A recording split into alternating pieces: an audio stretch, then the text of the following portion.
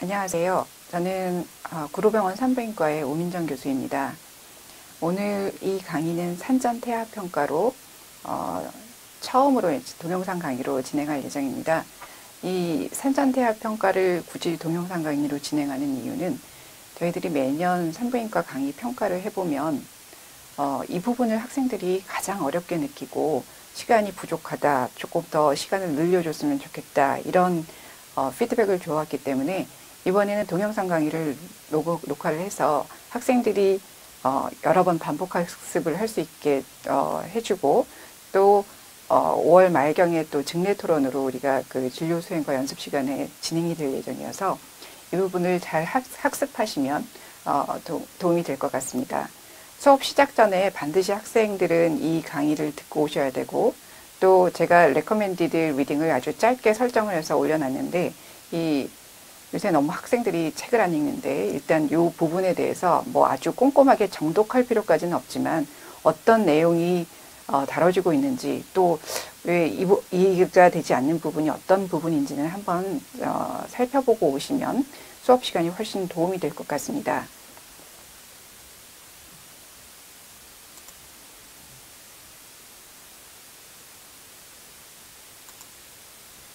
자, 이 강의에서 다뤄지는 내용이 어떤 건지 맛배기를 드리기 위해서 이 국시 문제에 나왔던 문제를 제가 올려놨습니다.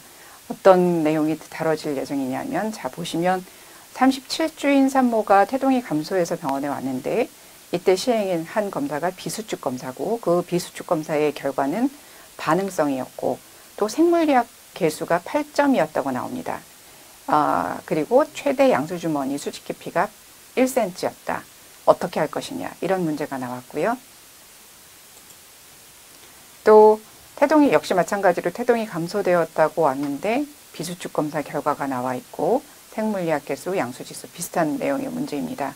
그래서 산전에 이 환자 그 산모 아기의 상태가 어떤지를 평가하는 그런 내용을 정확히 평가해서 처치를 결정하는 그런 내용이 되겠습니다. 자, 엔티파툼 피탈 서베일런스의 목적이라고 한다면 피탈 데스를 예방하는 거라고 할 수 있습니다. 자, 이게 뭐 굉장히 심한 얘기라고 생각할 수도 있지만, 사실 이 피탈 데스를, 그러니까 뱃속에서 아기가 죽는다는 것, 이게 일어나지 않는 일이 아닙니다.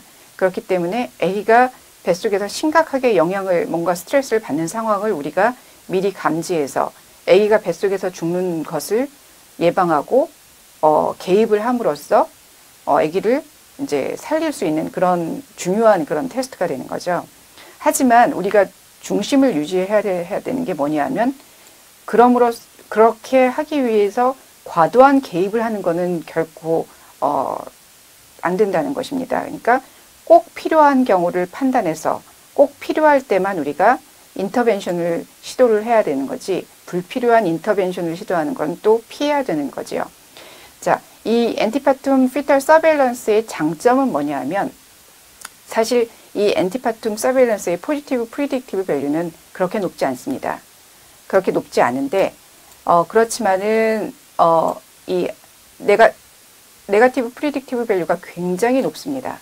그 얘기는 뭐냐면, 이 결과에서 괜찮다, 정상이다, 문제가 없다, 이렇게 나오는 경우에는 거의 문제가 없을 가능성이 많다는 겁니다. 그러니까 문제가 없는 결과가 나왔는데 아기가 실제로 뭐 문제가 생기는 가능성이 굉장히 적고, 여기 보시면은 정상 테스트 리절트가 나왔는데 아기가, 그 의미는 뭐냐면 아기가 일주일 내에 뱃속에서 사망할 가능성이 굉장히 드물다, 정상 테스트로 나왔을 경우에는 그런 의미가 되겠습니다.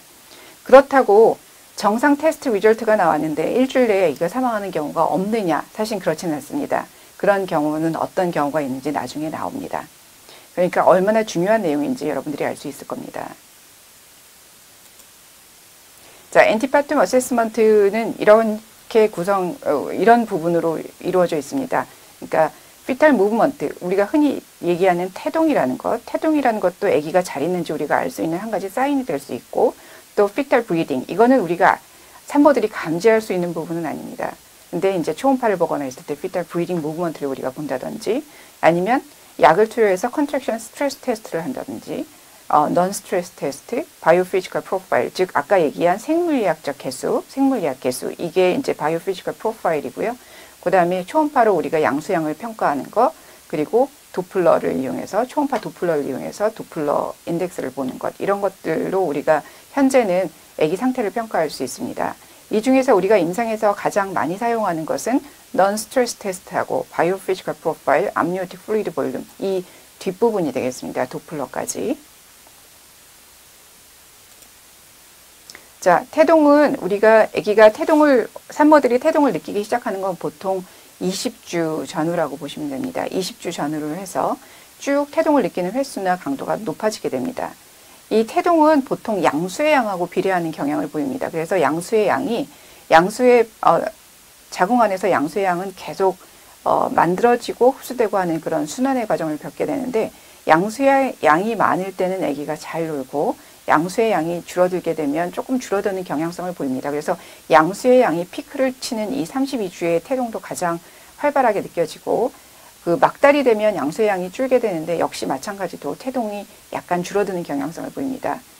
외래에서 환자를 보다 보면 환자들이 태동이 줄었어요, 이런 말은 아주 자주 하는 걸 볼 수 있는데, 그럴 때 과연 이게 정말 이상이 있는 건지 아니면 이상이 없는 건지를 구별해 주는 게 중요하겠죠. 태동은 항상 있지는 않습니다. 아기도 자는 때가 있기 때문에 슬립 어웨이크 사이클에 따라서 움직이게 되고, 보통 32주에 가장 피크를 치게 되는데, 우리가 사실 태동이라는 거는 어떻게 보면 주관적인 부분이 분명히 있어서 환자들이 태동을 그렇게 아주 신경을 곤두세워서 이렇게 느끼고 있는 것이 아니기 때문에, 환자들이 뭐 몰두를 하고 있어서 못 느낄 수도 있고, 이런 것도 분명히 간과하는 부분이 있기 때문에 환자들에게 어떻게 교육을 하냐면, 태동이 줄었다고 느껴지면 10번 노는데 걸리는 시간이 얼마나 되는지, 이제 아기가 10번 노는 데까지 시간을 재보는 거죠. 그래서 그게 2시간이 넘어가면 병원에 와서 확인을 해라. 또는 매일 1시간씩 비슷한 시간대에 아기가 몇 번 노는지를 보고 베이스라인을 잡아서 거기에서 변화가 있는지를 봐라, 이렇게 얘기를 하기도 하는데, 보통은 이제 아기가 많이 태동이 줄었어요 하면 10번 노는데 걸리는 시간이 2시간이 넘게 되면 병원에 오세요, 이렇게 얘기를 하게 됩니다. 주관적인 부분이 분명히 있긴 하지만 엄마가 평상시 느끼는 걸로 아기가 잘 있는지 확인할 수 있는 방법은 태동밖에 없습니다. 그렇기 때문에 태동이 줄었다고 느끼면 병원에 오는 게 굉장히 중요하고, 환자들이 그런 말을 흔하게 하지만 흔하게 하는 말을 간과하지 말고 항상 그게 의미가 있는 건지 아니면 괜찮은 건지를 항상 우리가 평가를 해줘야 됩니다. 자, 그 다음에 fetal breathing movement입니다. fetal breathing은 환자가 느낄 수는 없지만 우리가 초음파를 보고서 확인을 할 수 있습니다. 어른과는 다르게 fetal breathing movement는 이 chest wall이 파라독시컬하게 움직이게 됩니다. 그래서 인스피레이션 할 때 체스트가 이렇게 팽창하는 게 아니라 체스트가 오히려 이렇게 줄어들고 업도맨이 늘어나고, 그 다음에 익스피레이션 할 때 체스트가 팽창을 하게 되는데, 그러면서 우리가 관찰할 수 있는 것은 이 다이아프람의 무브먼트입니다. 자, 여기서 보시면 이게 이제 이게 브리딩 무브먼트인데, 이쪽이 아기의 소락스죠. 여기에 보이는 게 이게 다이아프람입니다. 여기에 아기의 리버가 보이고 여기에 블레더가 보이는, 여기에 블레더가 보이는 거거든요. 여기에 블레더가 보이고 여기가 소락스고 여기가 다이아프람이고, 그렇기 때문에 여기 이 다이아프람이 움직이는지를 잘 보시면 됩니다. 그래서 다시 재생은 안 되는데 여기에서 왔다 갔다 하는 걸 볼 수가 있습니다. 그래서 이거는 수업 시간에 제가 다시 한번 얘기하도록 하겠습니다.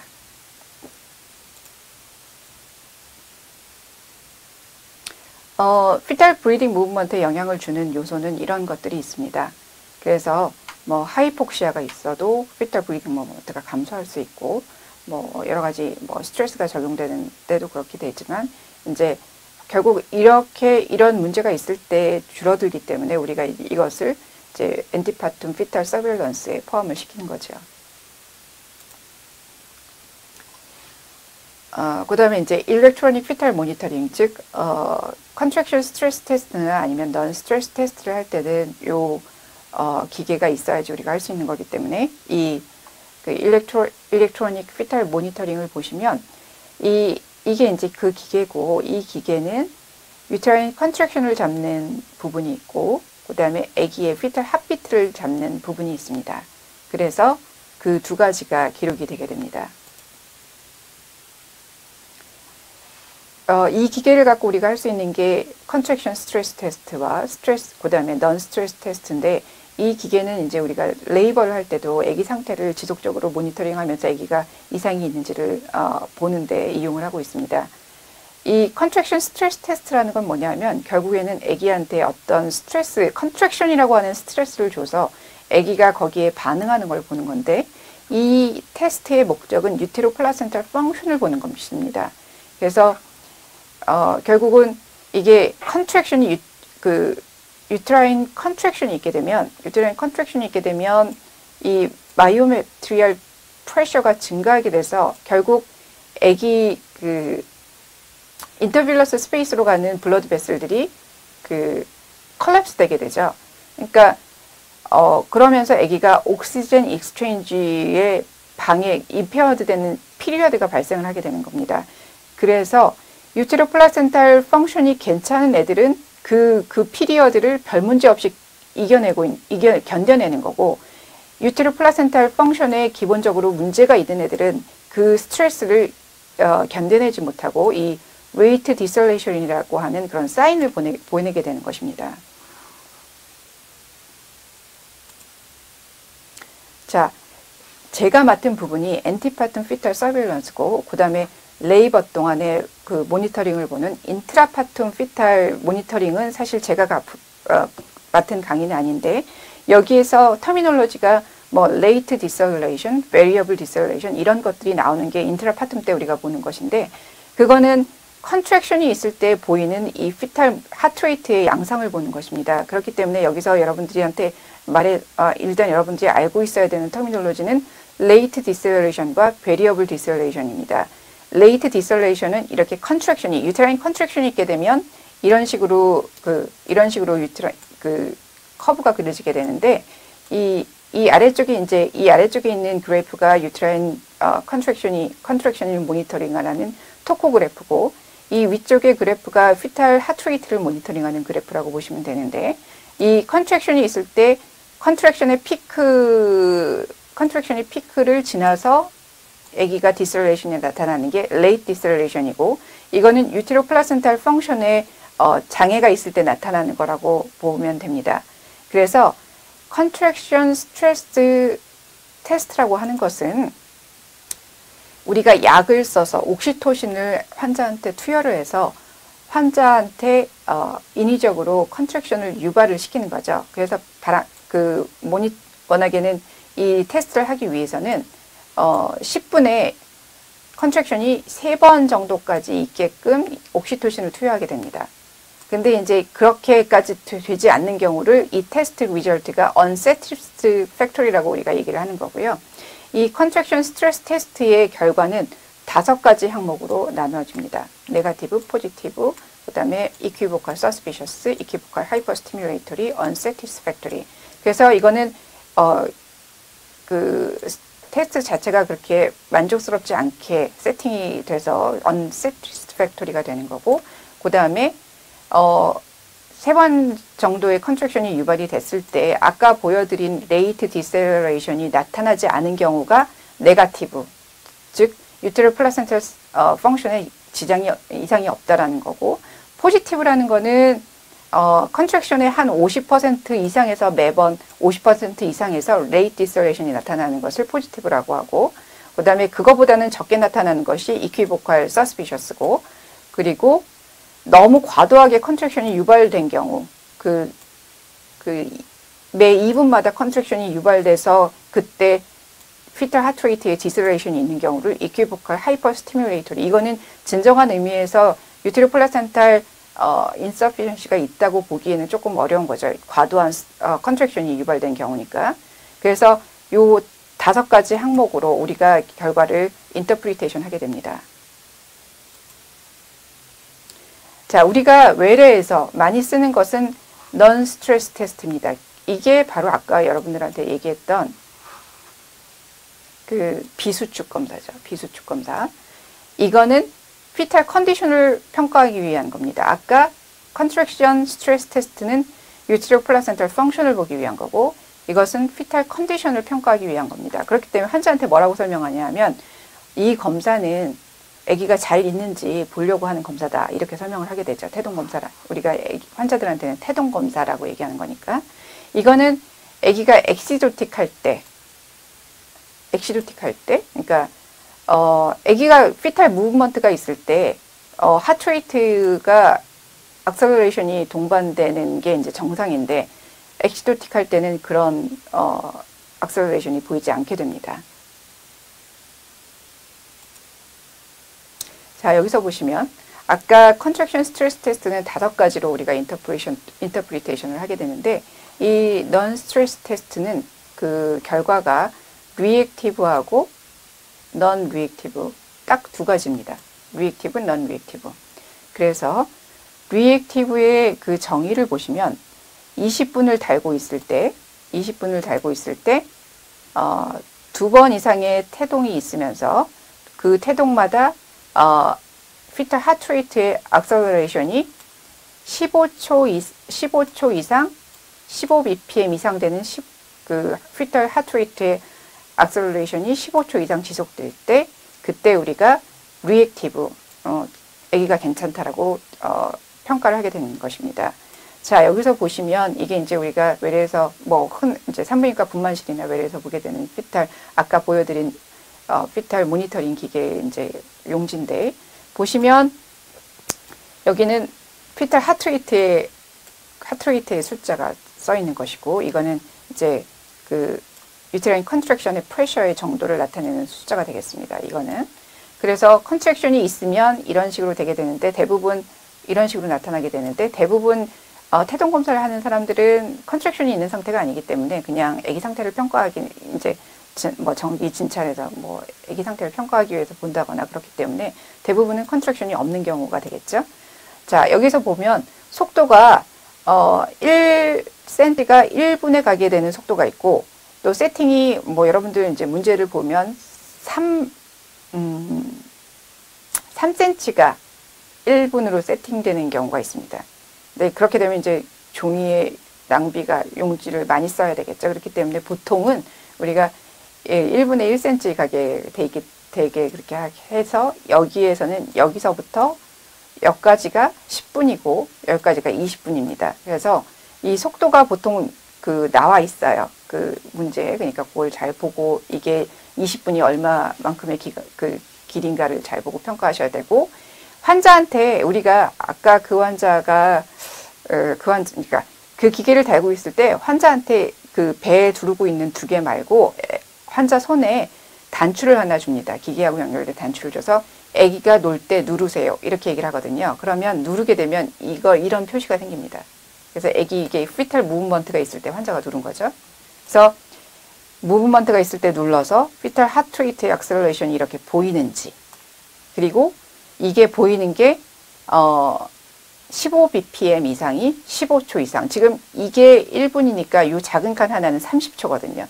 그러니까 15초는 그렇게 긴 길이가 아닌 거죠. 그죠? 그러니까 그렇게 악셀러레이션이 우리가 정의대로 보이는가를 보는 거고, 이 결과에서 보시면 이게 20분이라고 했으니까 20분의 피탈 무브먼트가 지금 여러 번 있었고, 여기에 한 번 악셀러레이션, 여기에 한 번 악셀러레이션, 이것도 지금 거의 해당하는 거기 때문에 이 그래프는 리액티브를 보여주는 그래프입니다. 경우에 따라서는 환자가 검사를 하고 있는 동안에 피탈 무브먼트를 못 느끼는 경우도 물론 있을 수 있겠죠. 무브먼트가 없는데도 불구하고 스폰테이니어스하게 악셀러레이션이 보이면 그것도 리액티브라고 판정을 할 수 있습니다. 그러면 우리가 주수에 따라서 이거를 그냥 모든 주수에서 다 적용을 할 수 있느냐? 그거는 아니고요. fetal maturation에 따라서 이게 조금 나타나는 게 좀 다르기 때문에 여기서 보시면 그러니까 적어도 아기가 15bpm 이상 15초 이상 지속되는 acceleration을 적어도 한 번 보일 수 있는 아기의 퍼센티지가 32주 정도 되면 이 정도 되거든요. 그러니까 32주가 안 되는 애들은 리액티브의 기준이 좀 달라지는 거죠. 32주 이전에서는 10bpm 10초 정도의 악셀레이션만 있어도 리액티브라고 판정할 수 있다라고 보시면 됩니다. 자, 이 경우 보시면 여기까지는 non stress 테스트고 여기서부터는 옥시토신 초연이 테스트, 즉 컨트랙션 스트레스 테스트입니다. 이 아기가 지금 여기 보면 non stress 테스트에서 뭐 fetal movement도 지금 없고 여기 이 앞에가 이제 온전히 20분이 다 아니긴 하겠지만 안 보이고 있지만 아마 20분 동안 계속 그랬던 얘기겠죠. non stress 테스트에서 지금 non reactive의 판정을 받은 거죠. 지금 일견에서 보기에 뭐 fetal movement도 표시된 게 없지만 일견에서 보기에 fetal heart rate가 굉장히 플랫하잖아요. variability가 없는 거죠. spontaneous acceleration이 없는 거죠. 그래서 이런 경우에는 아기의 fetal 컨디션이 non-reactive한 상태가 되고 이럴 경우에 우리가 스트레스 컨트랙션 테스트로 전환을 해서 보면 전환을 해서 옥시토신을 투여해서 이렇게 컨트랙션을 유발하는 상태가 됐을 때 이와 같이 late deceleration이 지금 보이는 거죠. late deceleration. 그래서 얘가 확실히 문제가 있는 아기구나. 이렇게 나왔다고 애들이 다 문제가 있지 않습니다. 아기가 자고 있을 때 얼마든지 이렇게 나올 수 있습니다. 그렇기 때문에 뭐 여기에서는 컨트랙션 스트레스 테스트를 해서 이게 정말로 late deceleраtion까지 나타나는 아기가 정말 문제가 있는 경우구나 확인을 하고 여기에서 이머전시 섹션을 했다는 얘기죠. 이머전시 섹션을 했더니 지금 아프가 점수가 1.0점 굉장히 안 좋은 아프가 나왔네요. 그래서 이런 식으로 평가를 하는데 사실 우리가 컨트랙션 스트레스 테스트는 거의 많이 하지는 않습니다. 왜냐면 스트레스 테스트 바이오피지컬 프로파일을 지금은 많이 쓰고요. 근데 뭐 레이버가 있는 사람들 보면 뭐 그게 결국 뭐 이거를 보는 거나 마찬가지죠. 자, 그래서 이 non 스트레스 테스트는 보통 우리가 필요한 경우에 이제 필요한 환자들한테서 7일 간격으로 보통 하게 되는데 이제 이 모든 환자가 non 스트레스 테스트를 하지 않습니다.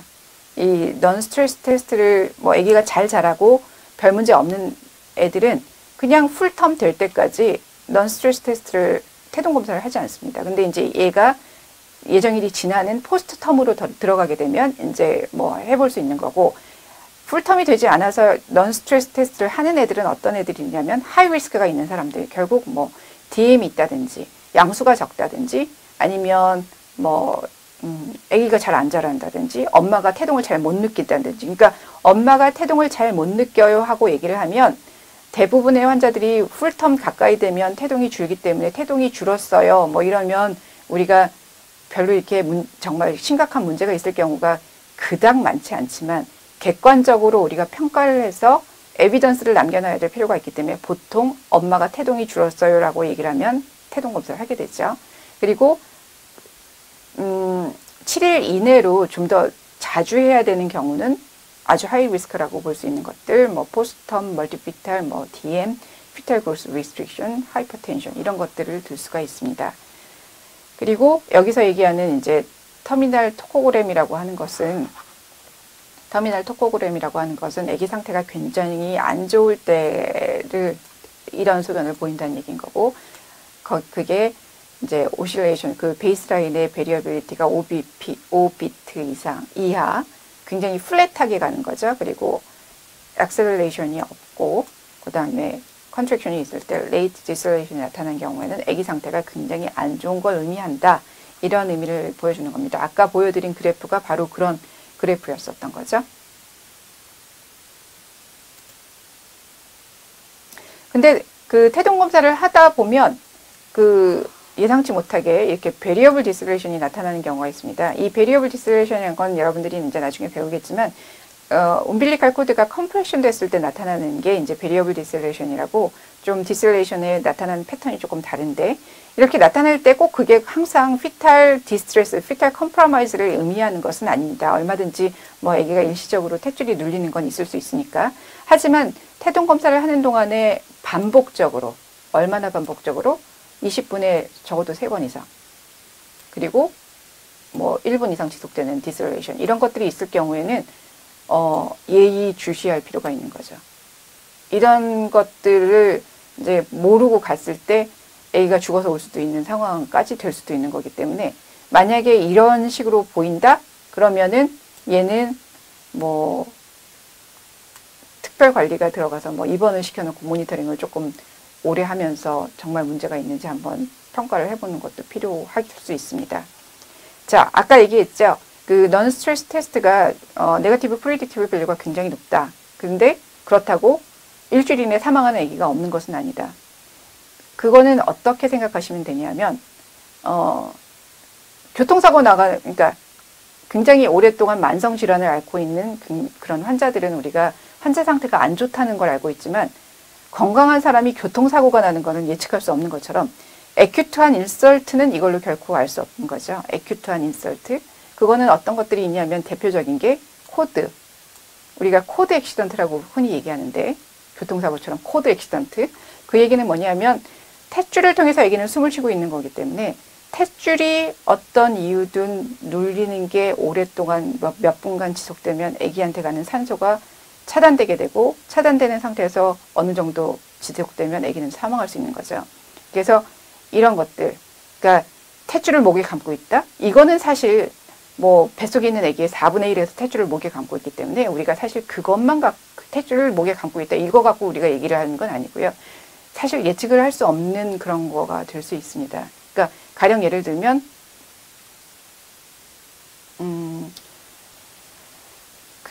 뭐 거꾸로 있는 애가 양수가 터지면서 탯줄이 프롤랩스가 됐다든지 이러면 물론 그럴 수 있는데 사실 아기가 뱃속에서 죽어서 오는 경우에 뭐 아기가 뭐 굉장히 뭐 잘 안 자라던 아기가 뱃속에서 죽어서 오는 게 아니라 잘 안 자라고 문제가 있는 애들은 우리가 엔티파튼 피탈 서베일런스를 강화하기 때문에 사실 그런 애들은 우리가 선제적으로 우리가 접근할 수 있는 그런 경향을 보이는데 사실 아기가 사실 인트라유테린 피탈 데스가 돼서 오는 애들 엄마가 뭐 2, 3일 동안 태동이 없었습니다 하고 오는 애들은 거의 죽어서 오는 그러니까 죽어서 오는 애들이거든요.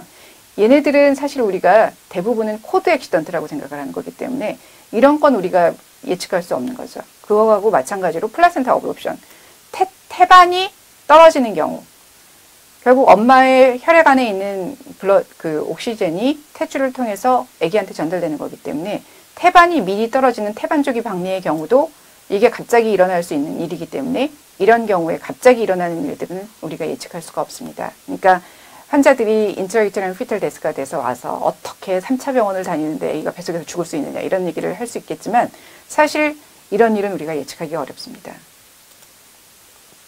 자, 다음으로는 양수양이죠. 양수양을 재는 방법은 2가지가 있습니다. 그래서 라지스트 버티컬 포켓, 아까 최대 양수 주머니라고 얘기하는 거, 그 다음에 양수 지수 이런 것이 있는데 이거는 초음파를 봐서 아기의 피탈 파트도 없고 그 다음에 탯줄도 없는 요 까맣게 보이는 부분이 양수인데 이렇게 보이는 부분을 찾아서 가장 깊은 곳을 재는 거죠. 가장 깊은 곳을 재는 거죠.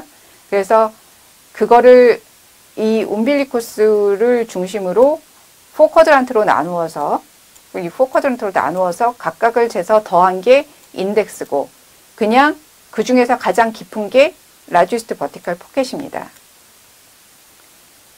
이 2가지 방법으로 우리가 보통 양수양을 평가하게 되는데 사실 이게 숫자로 나오니까 굉장히 객관적일 것 같지만 이거는 아주 객관적인 지표는 아닙니다. 아기가 끊임없이 움직이고 있고 3차원적인 그런 볼륨을 우리가 2차원으로 측정하는 거기 때문에 그렇게 객관적이지 않습니다. 그리고 암니오틱 플루이드 인덱스와 라지스트 버티컬 포켓을 비교를 해보면 이 라지스트 버티컬 포켓이 2cm 미만이다라고 하는 게 우리가 기준이 양수가 작다의 기준이 양수 지수로 얘기하면 5cm 미만이고 largest vertical pocket으로 얘기하면 2cm 미만인데 이게 5cm 미만이라고 하더라도 largest vertical pocket이 2cm 이상인 경우가 많습니다. 그렇기 때문에 바이오피지컬 프로파일에서 얘기하고 있는 양수양이 올리고 하이드로 함유수는 이거거든요. 근데 인터체인저블하게 우리가 양수 지수를 쓰기도 하죠. 양수 지수를 쓰기도 하는데 어쨌든지 간에 5cm 이하라고 하더라도 largest vertical pocket은 2cm 이상일 수도 있기 때문에 우리가 이 부분은 좀 기억하고 계시는 게 이 데피니션을 적용하면 우리가 개입할 여지가 더 많아지는 거고 이 largest vertical pocket으로 적용하면 개입의 정도를 줄일 수 있는 거죠. 불필요한 개입을. 자, 바이오피지컬 프로파일.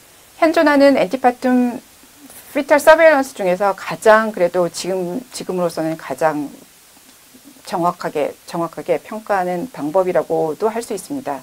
5가지의 파라미터가 있습니다. 우리가 다 지금 얘기했던 non-stress test, fetal breathing, fetal movement, fetal tone, 그 다음에 amniotic fluid volume. 결국 우리가 평가했었던 걸 모두 합쳐놓고 점수화한 거라고 보시면 되고요.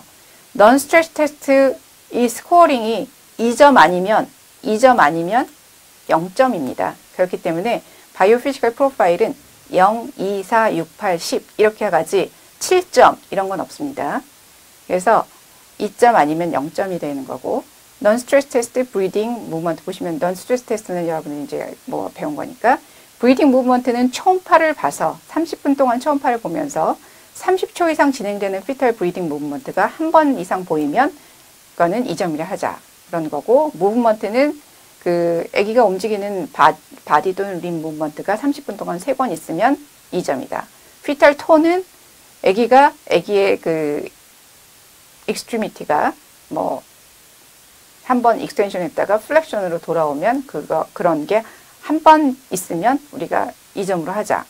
amniotic fluid 볼륨은 2cm, 결국 largest vertical pocket이죠. largest vertical pocket이 2cm 이상 되는 게 있으면 2점으로 하고 그거보다 이하가 되면 이제 0점으로 하는 거죠. 이렇게 5가지로 파라미터로 구성되어 있습니다. 자, 여기서 여러분들이 기억하고 있어야 될 게 gradual hypoxia 컨셉입니다. 결국 이것은 우리가 바이오피지컬 프로파일의 5가지 항목 중에서 암니오틱 플루이드 볼륨만이 크로닉 마커입니다. 크로닉 마커. 만성적인 피탈 스트레스가 있을 때, 피탈 스트레스가 있을 때 우리가 이 하이폭시아가 있을 때 나타나는 거라고 생각하시면 되고 나머지는 다 에큐트 마커라고 생각하면 되는데 이게 엠브리오 제네시스에 따라서 머추레이션 됨에 따라서 나타나는 이게 2점으로 나타나는 거라고 얘기할 수 있겠죠. 그러니까 그게 나타나는 게 피탈 톤이 먼저 나타나게 되고 피탈 무브먼트, 피탈 브리딩 무브먼트, 그 다음에 NSD가 리액티브 된 시점. 아까 봤을 때 32주가 넘어야지 우리가 15bpm 15초 이상 지속되는 게 2번 이상 나타나는 게 32주 넘어야 된다고 얘기했잖아요. 그러니까 주스 머추레이션에 따라서 나타난다는 거죠. 근데 하이폭시아가 있게 되면 이게 반대로 없어지는 거죠. NST가 먼저 없어지고 피탈 브리딩이 없어지고 그 다음에 피탈 무브먼트 톤의 양상으로 그레주얼하게 나타난다라는 그런 의미가 되겠죠. 근데 이제 사실 이게 이런 컨셉을 이용해서 이제 modified biophysical profile을 우리가 적용하기도 하는데 이게 항상 모든 일이 그러하듯이 이게 항상 딱 맞아떨어지지는 않아요. 근데 이제 그래도 여러분들이 이제 그 생각할 때는 이렇게 받아들이면 조금 편합니다. 그래서 피탈 엑시도시스 보세요. 피탈 폐하가 이 NST가 non reactive 할 때 이 정도였으면 이게 피탈 톤이 없어지는 때까지 가지면 굉장히 심각한 정도의 엑시도시스로 진행되는 걸 볼 수 있습니다. 이것도 마찬가지 그래프입니다.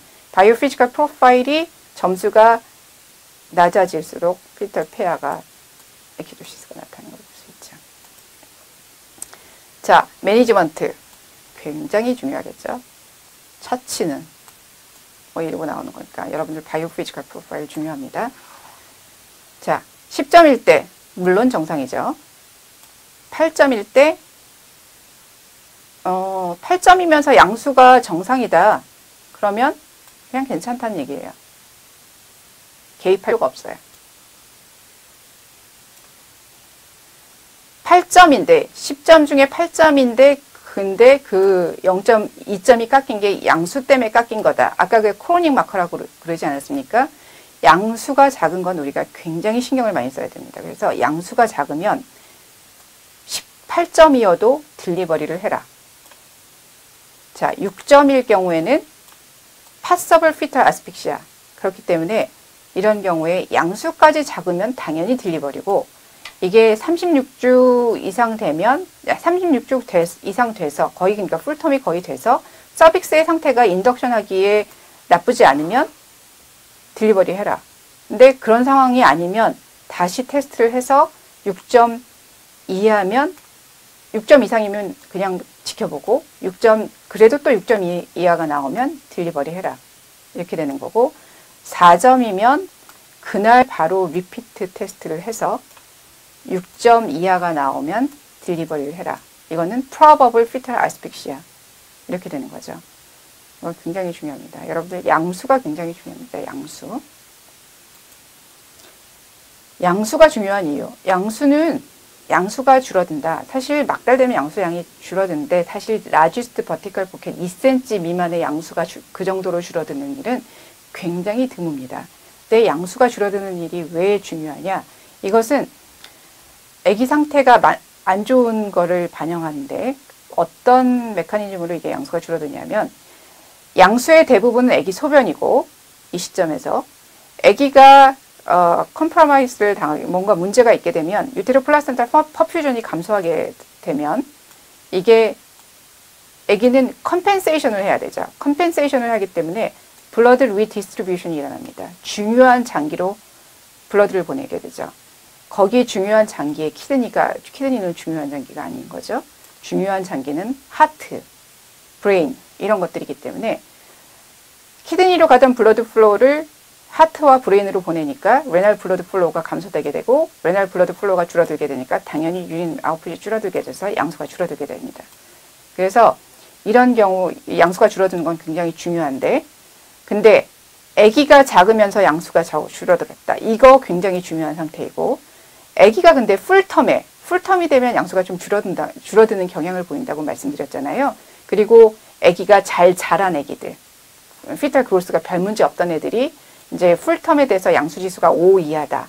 이런 경우는 우리가 꼭 딜리버리를 해야 되느냐에 대해서는 조금 컨트롤시가 있습니다. 그러니까 라지스트 버티컬 포켓이 2cm 미만이다, 2cm 이하다 그러면 딜리버리를 해야 되겠지만, 아까 얘기한 대로 인덱스는 조금 더 많은 퍼센티지를 포함하게 되니까 그런 부분이 있어서, 어쨌든 기억해야 될 거는 양수가 줄어드는 거는 굉장히 우리가 주시해서 봐야 되는 건데, 특히 아기가 그로스 리스트릭션이 있는 경우에는 굉장히 주시해서 봐야 되는 거고, 풀텀에 잘 자란 애들이 양수가 양수 지수로 해서 줄어든 경우에는 우리가 과도한 인터벤션을 줄이기 위해서 조금 두고 봐도 아주 클로즈 observation, 그러니까 자주 보면서 조금 끌고 가는 거는 가능할 수 있겠다라는 의견들이 있습니다. 자, 여기서 보시면 아까 그 문제죠. 태동이 감소해서 병원에 왔다. 사실 태동이 감소해서 병원에 온 사람들 굉장히 많아요. 외에서 보면. 그러니까 이게 과연 의미가 있는지를 여러분들이 객관적인 테스트 결과를 보고 평가를 해야 되는 거지, 태동이 감소해서 병원에 왔다 하면 여러분들이 괜히 정말 이른바 낚인다는 그런 게 될 수가 있는데, 이거에 현혹되지 마시고 다음에 나와 있는 것들을 잘 보셔야 돼요. 자, 비수축 검사가 반응성이다. 리액티브라는 얘기죠. 생물학적 8점인데 뭐에서 깎였나 보니까 라지스 버티컬 포켓이 1cm예요. 굉장히 심각하게 작은 거죠. 이거는 볼 거 없이 즉시 분만이겠죠. 그죠? 100분위수가, 그러니까 10%일, 우리가 아기가 작다라고 표현한 아기가 작다의 기준이 되는 게 10백분위수인데, 10백분위수가 2540g인데 2400g이라는 건 아기가 확실히 작다라는 얘기인 거고, 작은 애에서 양수가 작은 거 잘 봐야 된다고 제가 얘기했고, 그렇지 않다고 하더라도 양수 지수가 지금 바이오피지컬 프로파일에서 8점이지만 그 양수가 작은 상태이기 때문에 즉시 분말 되겠습니다. 자, 이거는 한눈에, 사실 넌 스트레스 테스트는 우리가 리액티브의 기준이 어떻다 쭉 15초, 15bpm 했지만, 여러분들 보면 한눈에 이제 들어와요. 억셀레이션이 스폰테니어스한 억셀레이션 포함해서 팍팍 지금 베리어빌티가 굉장히 좋잖아요. 양수지수 생물학적 8점, 15cm 뭐 해줄 게 없죠. 할 필요가 없죠. 자, Modified Biophysical Profile은 이제 바이오피지컬 프로파일 하려면 30분 동안 우리가 초음파를 붙들고 있어야 되는 단점이 있습니다. 30분 정도까지 붙들고 있어야 될 수 있기 때문에 웨어베이스에서 그렇게 하기가 좀 어렵죠. 그러니까 그래서 Modified Biophysical Profile이라고 해서 Non-Stress Test하고 Amniotic Fluid 볼륨만 딱 봐서 아까 얘기한 대로 Gradual Hypoxia 컨셉에서 NST가 나쁘면 나머지 것들은 나쁠 것이다라고 생각하는 거죠. 그래서 NST가 괜찮으면 나머지 것들은 다 제가 말을 잘못했죠. NST가 괜찮으면 나머지 것들은 다 괜찮을 것이다 라고 생각하는 거죠. 그러니까 NST가 리액티브면 뭐 다른 것들은 볼 필요가 없다라는 개념인 거죠. NST가 non-reactive면 다른 것들을 다 보는 거로 가는 거고, 그러면 테스트 시간을 단축할 수 있는 장점이 있는 겁니다. 자, 도플러에 대한 내용은 지금 뭐 동영상 강의로 다 진행하기에는 조금 시간이 좀 여러분들 지루할 수 있어서 이 부분은 다음 수업 시간에 여러분들이 이 지금까지 강의한 내용을 잘 듣고 오면 다음번에 수업 시간에 강의를 하도록 하는데, 도플러는 우리가 아기가 작을 때 태아 상태를 평가하는데 그 하나의 그 테스트로 우리가 사용하게 됩니다. 그래서 그거는 이제 다음 수업 시간에 제가 얘기를 하도록 하고,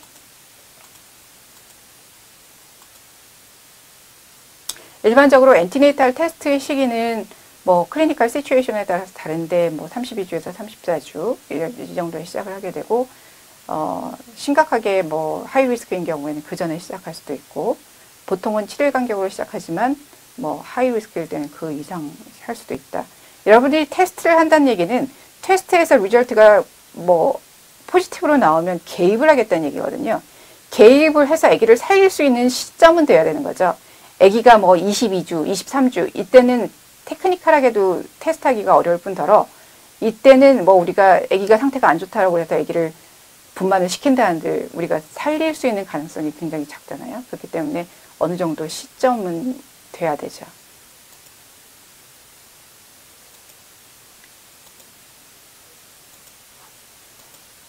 자, 동영상 강의는 여기까지 하고 잘 강의를 들으시고, 여러분들 제가 수업 초입에 조금 짤막하게 퀴즈를 한번 보는 게 낫겠죠? 보도록 하고, 여러분들 다시 한번 강의 이렇게 한번 쭉 훑어주고 다루지 못했던 것 강의하고 그렇게 하도록 하겠습니다. 네, 수업 시간에 뵙겠습니다.